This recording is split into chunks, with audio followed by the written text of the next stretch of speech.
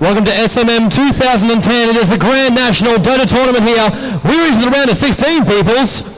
Main stage here will be LGDsgty going up against Rocatt Trust. They will be the two teams for you on the main page for today. Let's jump ourselves straight into the game with no further ado. That's the best way of doing it. Of course, myself, Tobi, will be taking you through all of this as well as Killy Milkies. She'll also be joining me here. You can see her on the lovely camera right behind me, right there.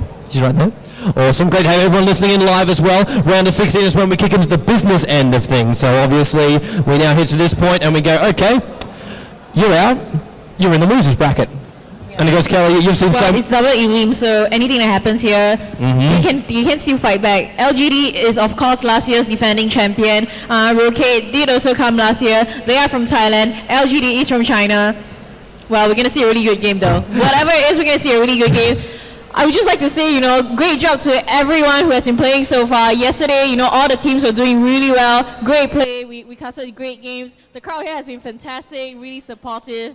What a great event to do. Yeah, I'm really looking forward to actually seeing how they actually go. Obviously, we're going to talk about LGDsgty a hell of a lot.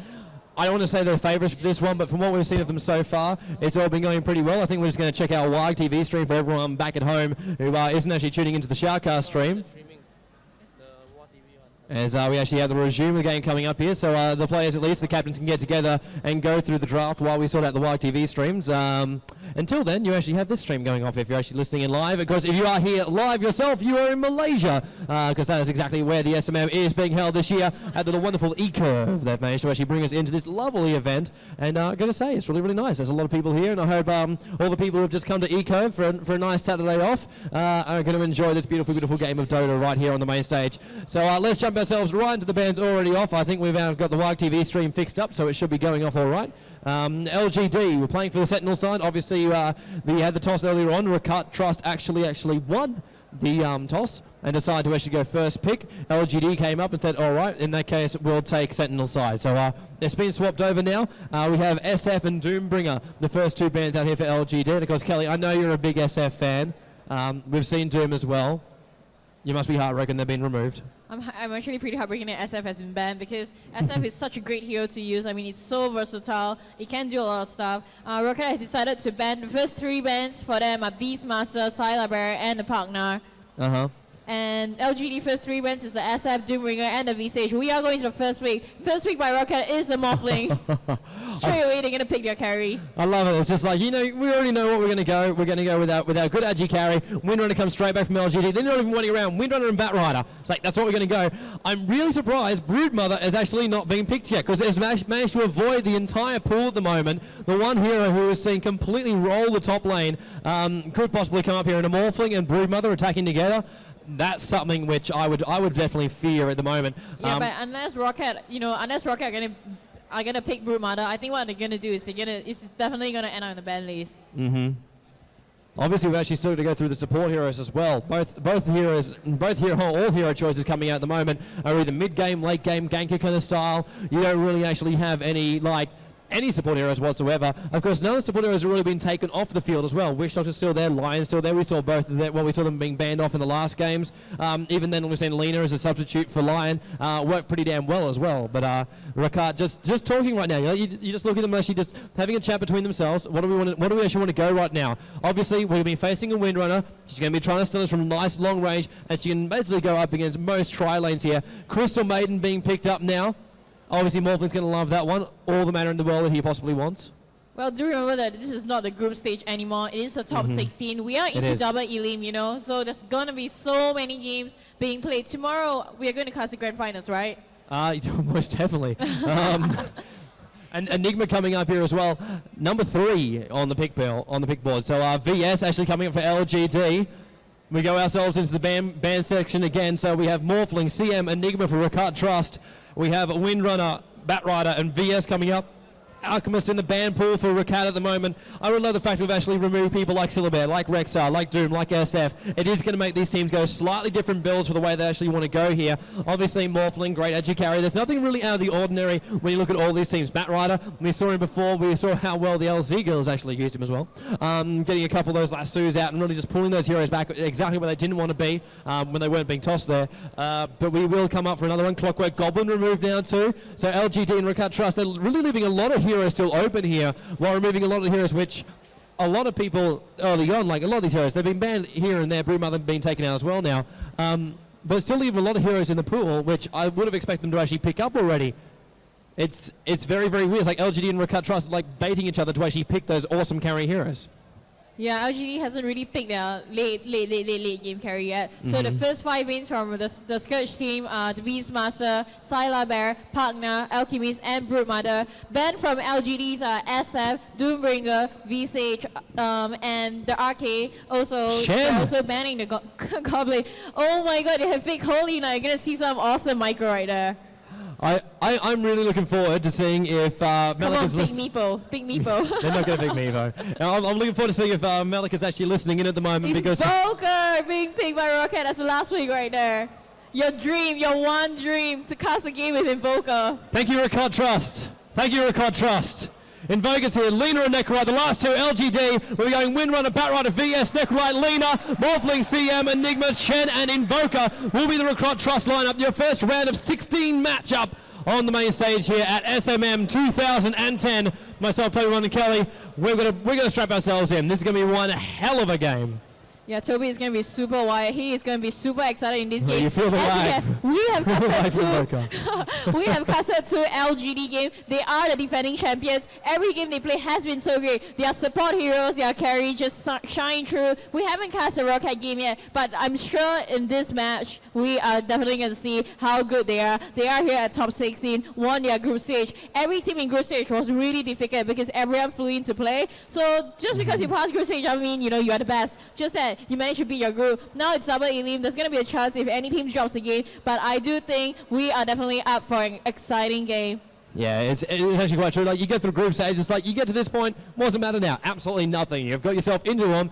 That's where you got to go from here. How long are you going to survive? That's going to be a question. How long are you actually going to lane this is going to be the even interesting thing. Obviously, you're throwing in heroes like Invoker, which many people are not used to actually going up against, because Invoker is one of those heroes which is almost impossible to play unless you are a mathematical genius. It is the only way you can actually play it. Or so unless you're a pro. you look for the lanes. You go back through the old records. Like if you go back maybe a year and a half in the Chronicles of Dota, you will find the Invoker soloing up the mid or going for a different solo, and we'll get that ganking support to come out there as well. They got to get his levels up. Make sure he actually gets powerful. The biggest thing for Invoker, watch what actually flies around him. Generally, you go for the flame on early on, and that will literally give you that extra bit of damage. You can keep that harass on. You can get those last hits in there, and that's what will happen. Of course, the Creep Wave is coming out at the moment. They will meet up in the middle in about 5 seconds time. When you jump into the bottom lanes, it will be in just on the 30-second mark. But the mid lane now being exposed. Batrider versus Invoker will be your 1v1 matchup on the bottom lane. Going up towards the top lane, we have Morphling and Windrunner up there. CM's going to come in as well, and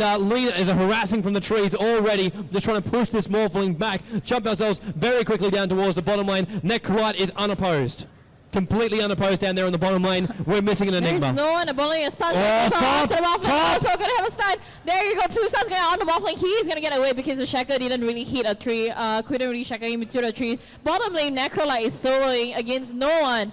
That is so interesting, right? Invoker versus Barrier in the middle. 2 Intel heroes. Gonna be a good play to see what Invoker comes out with. Always exciting to see an Invoker play. So at the top lane, we do have the Lena, Windrunner, and the VS going up against the Morphling and the CM. Yeah, they are. I'm just loving the fact that Rocatt can literally assemble an army of troops through Enigma, through the Shen. It is just so much freaking power that's going to just like push these lanes back right now, and you never know where they're actually going to be. That's the biggest trouble. And there's 2 lots of neutrals. You got two basically awesome neutralers. Are they going to be where? That's the big question. Look towards this middle lane. Let's have a check on this Invoker. I really want to warn off Chim. Actually, maybe not. We're going to jump up towards the top. The Frost goes off. The Bears are actually in the Ursa Balls. They're going to go for it. VS in trouble. Morphling waves over the top. VS, the Sun, the Shackle. It claims two of them. They're falling back. Is there another wave? I don't think there is. Lena's turning around. She might take it for the team. Morphling now attacking on the back. Frost goes off again. They're not going to pressure it. Oh, chomping at the bit for a kill.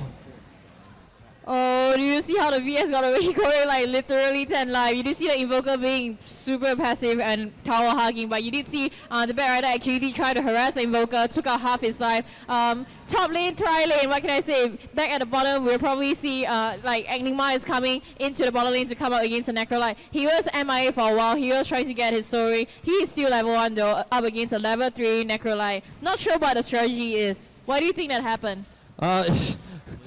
I don't know.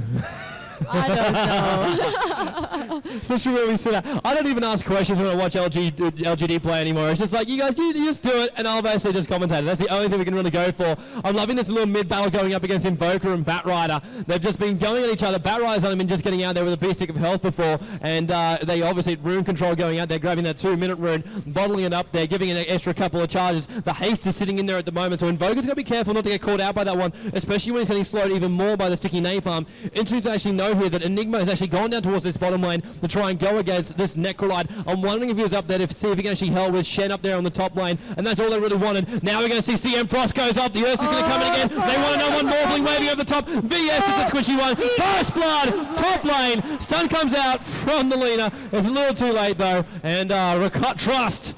They're the first ones up on the board here. Enigma even having a crack here on the bottom lane at the Necrolite, pushing him back there with the conversions. The consistent stun though, only going to drop him down to half HP. But Rocatt Trust going to be very, very happy. LGD losing first blood doesn't happen a hell of a lot. Well, you see the Enigma is up against the Necrolite at bottom. The Necrolite has a has a boot. You do see the Bat Rider also being super aggressive towards the Invoker. He was actually, you know, all the time just poking at him, and Invoker is just so strong. Look at his look at his base damage. It's like 80 in like 3 minutes. That's gonna hurt the Bat Rider a lot. Every time the Bat Rider just tries to come in front, tries to farm a bit, the Invoker is gonna take a shot at him. He's always stuck at half life, but he does have the bottle though, so. He does. I think he's waiting for the right time, though. Obviously, a haste rune is not something you actually want to lose, and you want to be able to harass at the right time. Obviously, you're running around with very, very low HP. It's going to be hard for you to really initiate in the back of that one. The haste will, of course, wear out over time as well, and it doesn't last forever inside that bottle. So wait for the right time to actually hit. Invoker, though, very, very aggressive at the moment. This is why VS thinking of coming on down as well as Lena. Should be okay. Should be okay. Invoker just saying, it's like, it doesn't matter. It's like he actually has the ability to send himself invisible too. Wait for the right time. Bat Rider's having a great old time. He doesn't know where Invoker is. That's the biggest trouble he's actually got right now. Fire flying right over the top. If he can't see him, smoke him out of the trees right now. Sticky napalm even going on down. He's having a bit of a guesstimation of where he's actually running around. But he could be long, long gone by now. But wow, Bat Rider, he's going to be able to burn up that creep wave nice and fast as well. And in we go. Enigma was on the invis. The consistent stun. And the meteor rains from the skies. They don't get him! They don't get him! Conversions! They're not going to get him. Bat Rider falling on back here. Shen came in to give a bit of a hand. The Warden escaped there. The Bat Rider lives to fight another day. Well, the Enigma had invis over here, and the Invoker was just, you know, ghost walking also in the middle lane. They did try to catch him. All the spells hit, but just that the Bat Rider was so lucky in the right position at the right time. Could just hide just out of sight in the fog. I think it's getting hot in here. It's getting very, very hot in here. 0-1. How is it 0-1? 5 minutes and just over 30 seconds into this game. So